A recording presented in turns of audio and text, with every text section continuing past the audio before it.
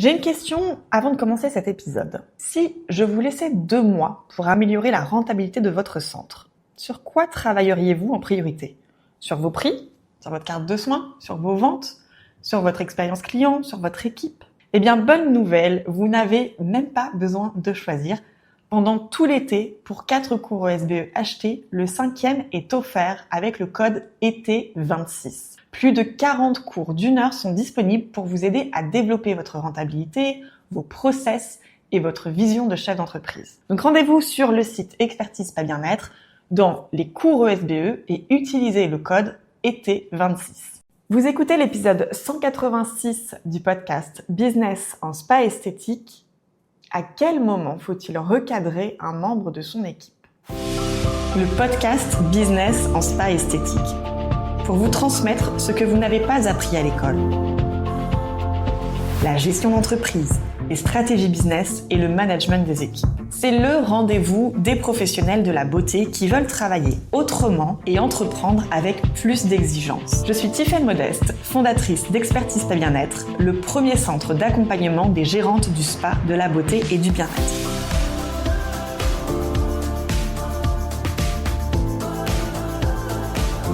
Je vous souhaite la bienvenue dans ce podcast.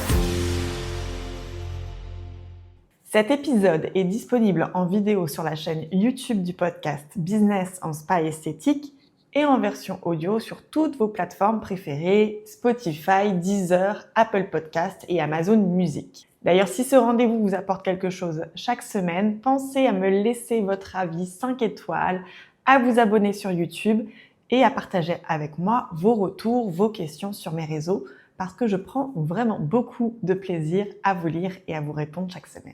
Dans l'épisode précédent, j'ai partagé avec vous mes conseils de management adaptés à la réalité d'aujourd'hui. Et il y a une phrase que j'ai dite qui, je le sais, a dû vous faire réagir. J'ai dit « Votre organisation ne peut plus reposer sur l'hypothèse que telle personne sera toujours là dans 2 ans. » Cette phrase amène directement le sujet d'aujourd'hui parce que si vous vivez dans la peur permanente que une de vos collaboratrices parte, qu'est-ce que ça fait à votre management? Ça vous empêche bien souvent de recadrer.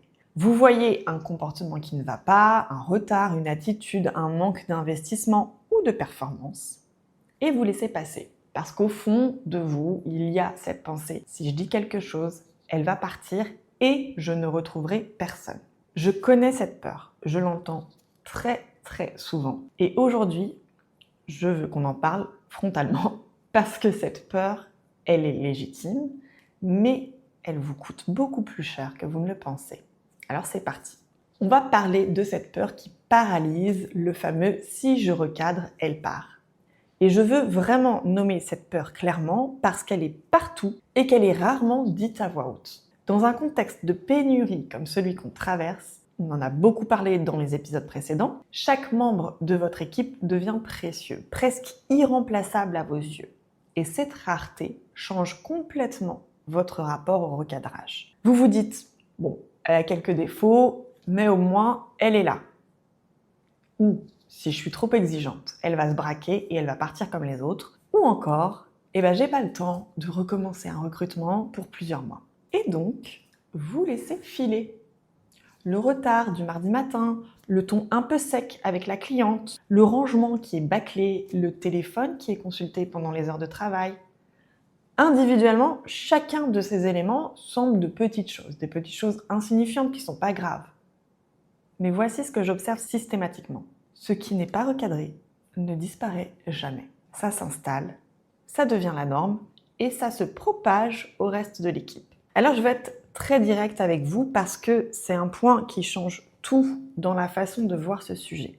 Ne pas recadrer n'est pas un acte neutre, c'est une décision, c'est un choix que vous faites. Et ce choix a un coût que vous payez mais que vous ne voyez pas toujours immédiatement. Le premier coût, c'est l'équité dans votre équipe.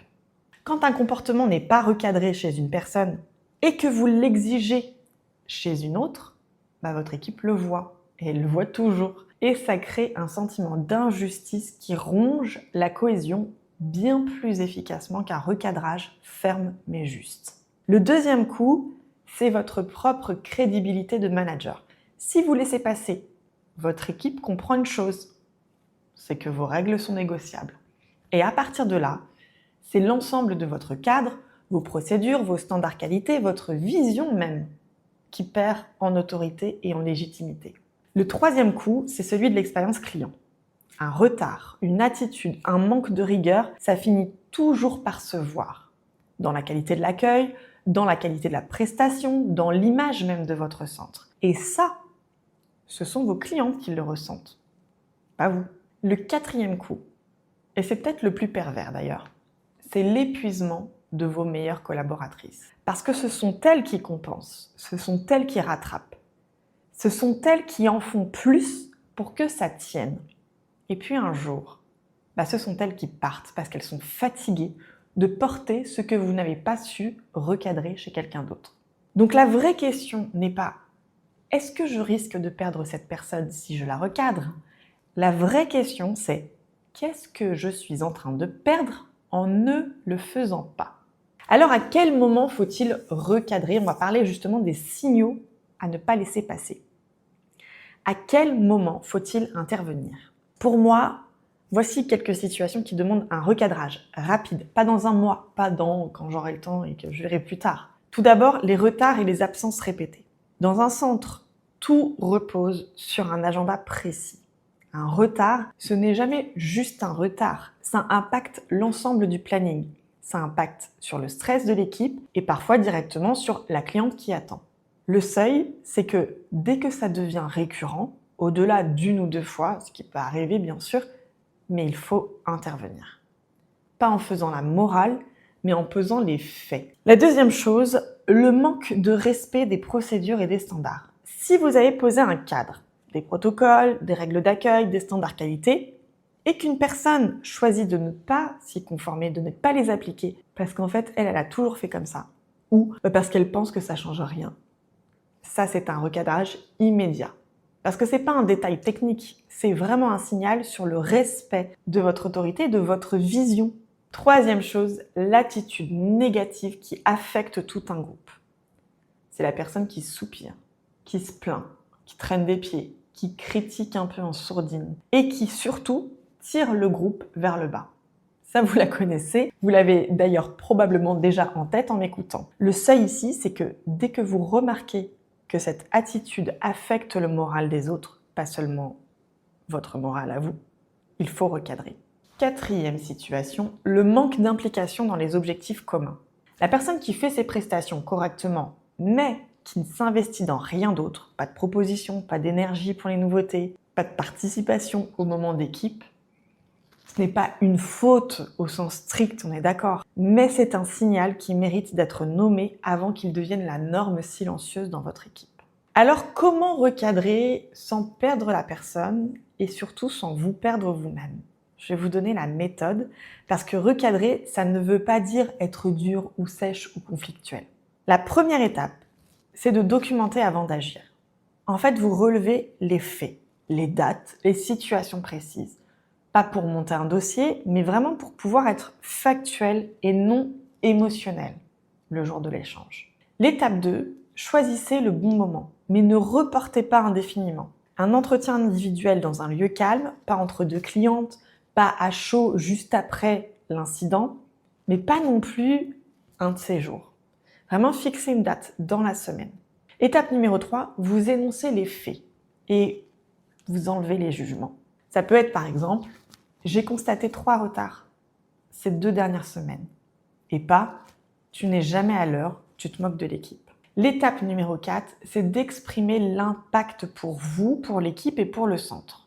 Et ça, c'est ce qui transforme un recadrage en échange constructif. La personne comprend que c'est pas une question de règlement pour le règlement, mais c'est une réalité concrète qui affecte tout le monde, y compris elle. L'étape numéro 5, c'est d'écouter.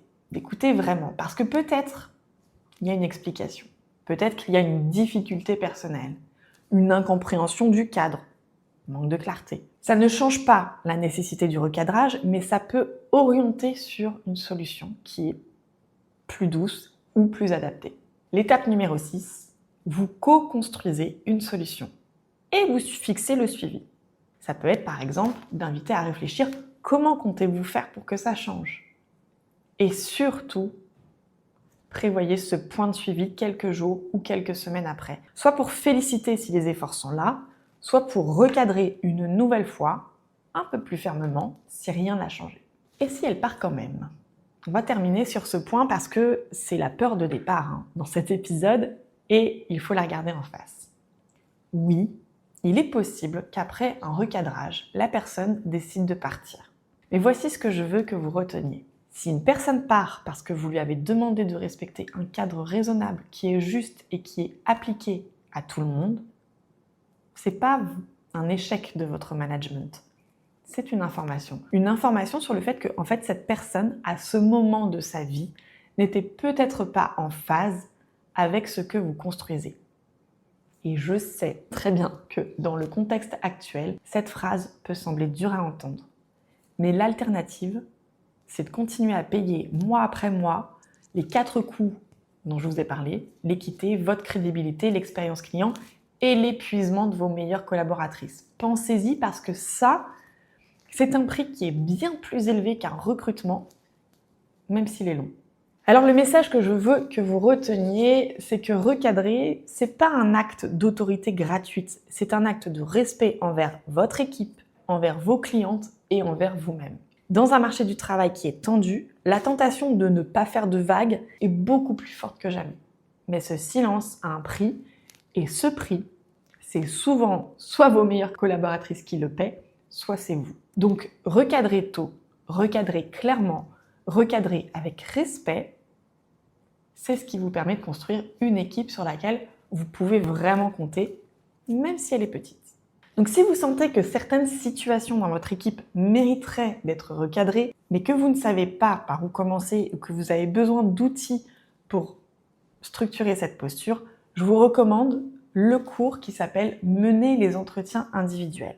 C'est un cours d'1 heure seulement où vous êtes formé sur les différents types d'entretiens individuels, le déroulement de chacun de ces entretiens, les process justement pour bien communiquer lors de chacun de ces entretiens et j'aborde justement le sujet des entretiens de recadrage. Vraiment ce cours, c'est un super outil pour vous permettre de gagner en confiance et de poser un cadre à votre équipe.